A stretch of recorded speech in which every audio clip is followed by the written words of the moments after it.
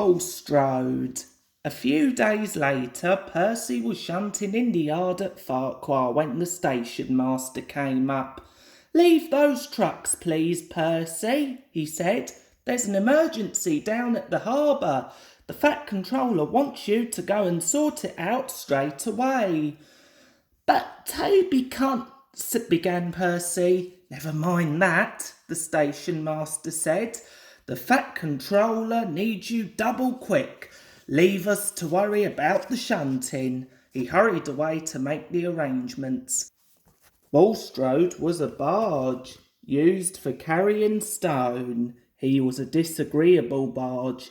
Nothing was ever right for him, and he grumbled unseasonably. Trucks grumbled too, but they weren't a patch on Bulstrode. Come on, shouted Bulstrode rudely one morning. "Why aren't you trucks where you should be? How can I be loaded if you dawdle about up there, eh?" "There's no engine, and we can only go where we're put," retorted the trucks crossly. "You're in the wrong place, not us." They argued for some time, but it made no difference. Bulstrode was in the wrong place, and he was not due to leave until the next day, but he wasn't going to let a little thing like that stop him complaining. When Percy arrived, Bulstrode was sulking, and the trucks were annoyed with him. "I've done this for Bulstrode," they said. "Please put us into the siding so that we can load him up and be rid of him as soon as possible." The line slopes down to the harbour. Percy pulled the trucks a little up the hill, clear of the points. As he stopped, one of the truck's brakes slipped on. When Percy began to push, the truck started with a jerk and a coupling broke. 4 loose trucks, heavy with stone, gathered speed.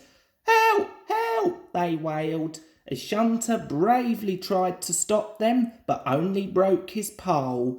The tracks rattled along the quay, straight towards Bulstrode, unsuspecting at the end. Bulstrode heard a rattle and a shout of two, but he could see nothing. The first he knew of anything wrong was when 4 loaded stone trucks shot, one by one, off the end of the quay to bury themselves in his hold. "Ooh!" he exclaimed, but anything else was lost in a gurgle as the trucks burst a hole in his hull and water began to pour in. Bulstrode experienced an awful sinking feeling. "Save me," he spluttered. "I'm drowning." But Bulstrode didn't drown. As chance would have it, the tide was out, so he did not go right under the water.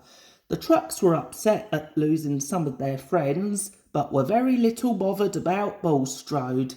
"Nothing but a nuisance he was," they said to each other, "always barging in and moaning about not being loaded fast enough." They sniggered. "This time he got his load faster than he bargained for. Serves him right if you ask us." Percy was kept busy for some time afterwards, clearing up the mess.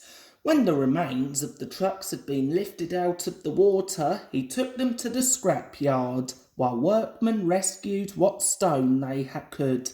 As for Bulstrode, when everything else had been cleared, his remains were towed to a nearby beach where they could do no harm. Now children play happily among the wreckage.